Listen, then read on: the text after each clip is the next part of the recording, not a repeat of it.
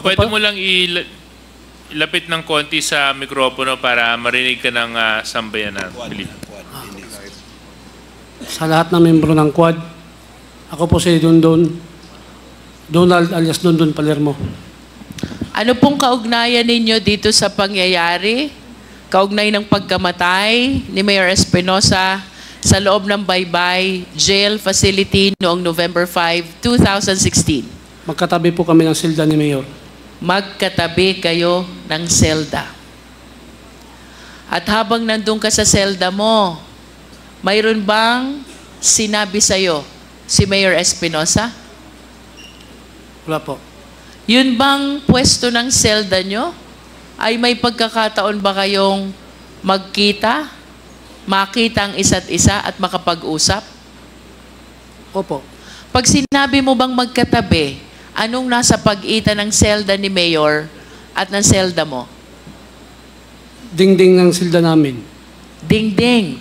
So mula sa selda mo, makikita mo ba kung anong nangyayari kay Mayor Espinosa? Kung sa loob, hindi ko makikita. Pero dito sa labas, bago papasok siya sa loob, makikita ko lahat.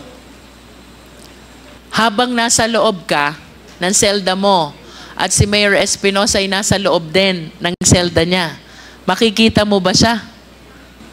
Sa silda mismo, hindi ko siya makikita kung nandito ako sa silda. Pero pag lumabas si Mayor sa labas ng silda niya, makikita ko siya.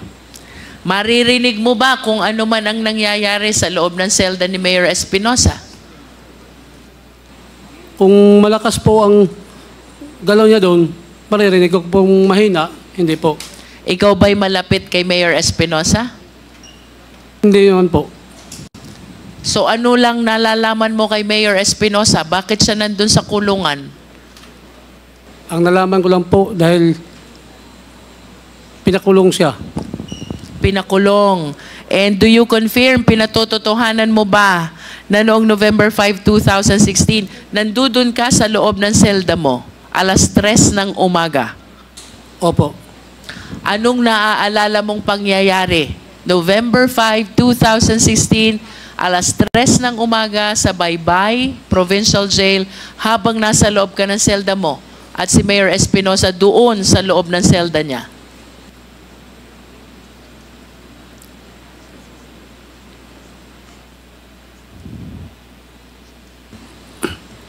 Nung madaling araw, narinig ko na lang doon sa labas nga nagkagulo sila.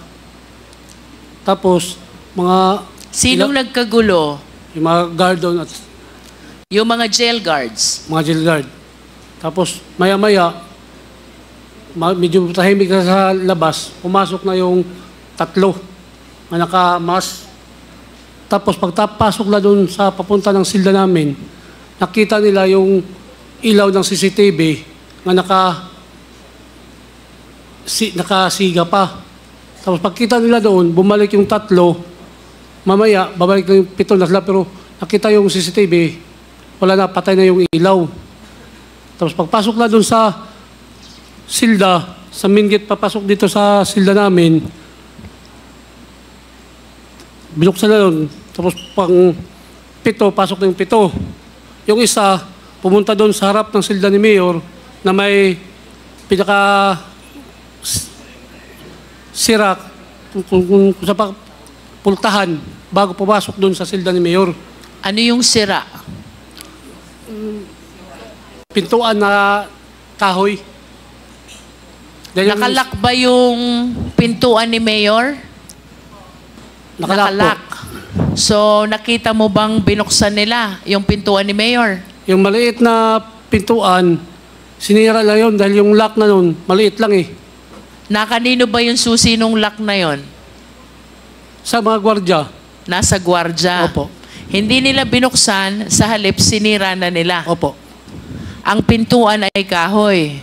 Pagkatapos nilang masira, anong sunod na nangyari? Yung isang pulis, pumasok doon sa loob, sa harap ng gate sa silda ni Mayor. Yung iba namang kasama sa 7, pumisto sila sa gilid.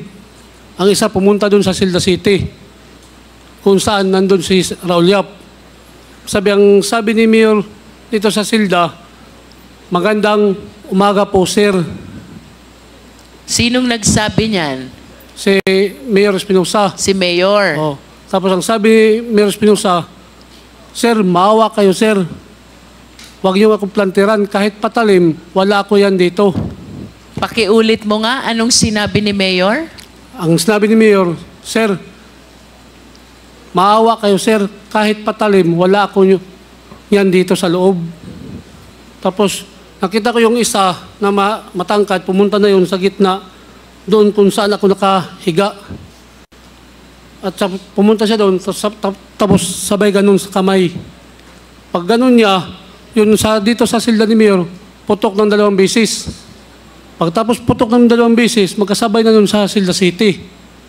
Ilang beses yung putok doon sa Celda 7? Magkaparehas lang sila, 2. Tig 2 putok. Oo. Patapos hinto siya, sabay, ganun yung nabaril. Oh, lumaban, lumaban. Tapos sabay naman yung 3 putok. Pak, pak, pak. Pumutok muna ng 2, saka sila nagsalita ng lumaban, nagpaputok uli ng 3. 3. Pagkatapos nung 2 putok, narinig mo pa ba ang boses ni Mayor Espinosa? Sa hindi pa yung nabaril, sabi pa ni Mayor Espinosa na, maihi muna ako, sir. Sabi naman yung nandun na pulis, huwag ka nang maihi. Yun na, sabay na yung 2 putok. Pagkatapos ng 2 putok, nagsabi siya na lumaban, oh. Yun, sumabay naman 3 putok. Pagkatapos nung 2 putok, narinig mo pa bang nagsalita si Mayor Espinosa? Wala na po. Ang narinig mong nagsalita ay yung CIDG sa loob na nagsalita ng lumaban. Opo. At ang kasunod nito ay 3 putok ulit. Opo. Sa iyong pagkakaalam, sa sitwasyon ba ni Mayor Espinosa doon? May pagkakataon kaya siya or kakayanan na lumaban dito sa mga pulis na pumasok sa selda niya? Hindi po. Nalalaman mo ba kung si Mayor Espinosa ay may itinatagong armas o baril sa loob ng selda niya? Hindi po. Nung nagmamakaawa si Mayor Espinosa, wala akong patalim, maawa na kayo? Anong sinagot nung mga pulis na pumasok? Wala po. Nagsalita pa siya ng iihi muna siya. Opo. At anong sagot sa kanya nung mga pulis? Huwag ka nang maihi, Mayor. Huwag ka nang maihi. At ang kasunod nito ay pinutukan na ng 2 beses. Opo. Anong sunod na nangyari pagkatapos nitong kabuuan ng 5 putok na narinig mo sa selda ni Mayor Espinosa at 2 putok na narinig mo sa selda ni Raul Yap? Pwede pakiulit po?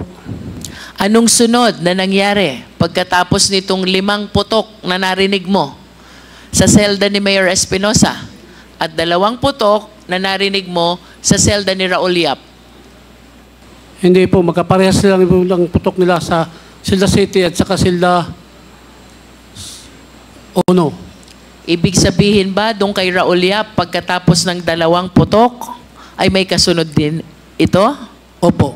Ilan naman ang kasunod na putok? Hindi ko mabilang dahil magkasabay sila, halos magkasabay yung 2 eh. Pag hinto dito kami, hinto na po dun sa kabila.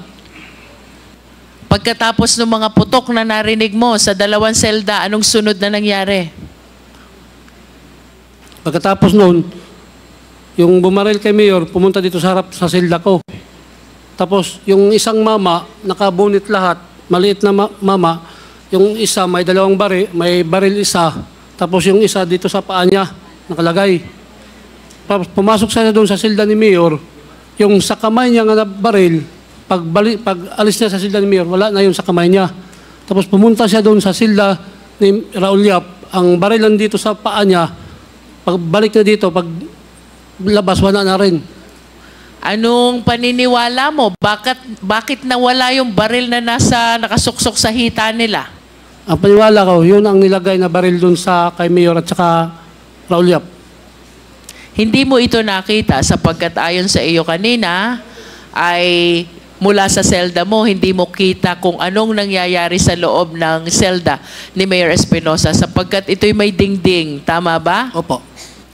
Pero bakit ka naniniwala na itong baril na ito'y inilagay lang sa kamay ni Mayor Espinosa? Dahil nakita ko siya pumasok siya doon sa silda ni Mayor na may hawak pa na baril. Tapos paglabas niya sa silda ni Mayor, wala na yung baril na hawak niya. Tapos, Kanina sabi mo nasa hita. Nasaan ba yung baril na yon? dalawa kasing hawak niya eh. Ang sa kamay, tapos yung isa sa hita. Yung sa kamay, pagpasok niya doon sa silda ni Mayor Espinosa, yung sa kamay na hawak niya, wala na. Tapos pumunta siya doon sa silda ni Raul Yap. Pagbalik niya dito sa palabas, yung sa paa, wala na rin. So isang pulis lang itong tinutukoy mo na pinaniniwalaan mong naglagay ng baril kay Mayor Espinosa at kay Raul Yap. Opo. Yung nasa kamay, ang iniwan doon kay Mayor Espinosa. At yung nasa hita, ito ang iniwan kay Raul Yap. Opo. Anong sunod na nangyari? Tapos noon, lumabas sila.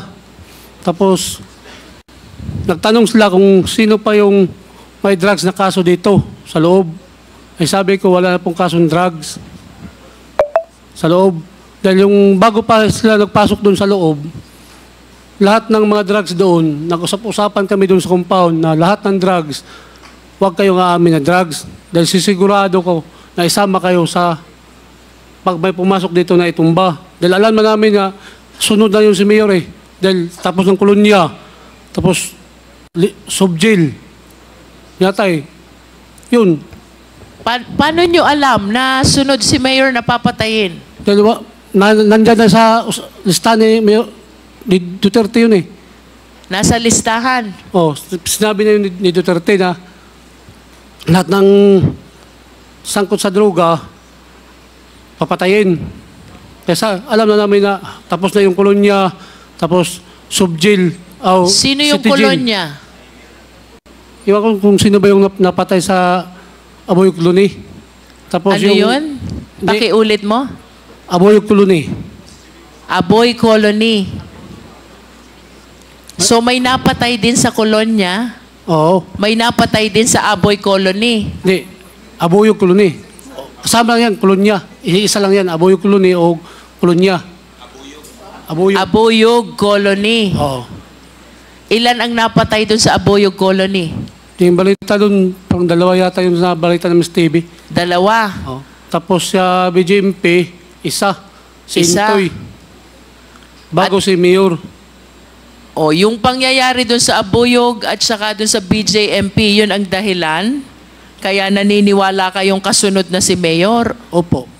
At nung pinag-usapan nyo ito na walang aamin na may kasong droga, kasama ba si Mayor dun sa pag-uusap? Wala. Wala po. So, si Raul Yap, kasama ba dun sa pag-uusap? Opo. Kasama siya. Eh bakit hindi nyo sinali si Mayor dun sa pag-uusap nyo? Naman siya basta-basta makapunta doon sa loob. Dahil ibang silda siya. Dahil nakahiwalay siya. Oo.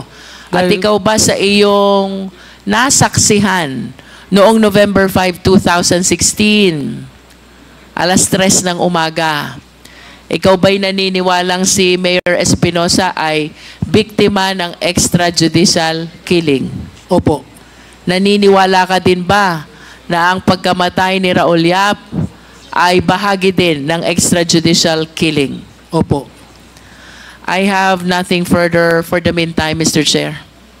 Okay, thank you, Congresswoman Luistro.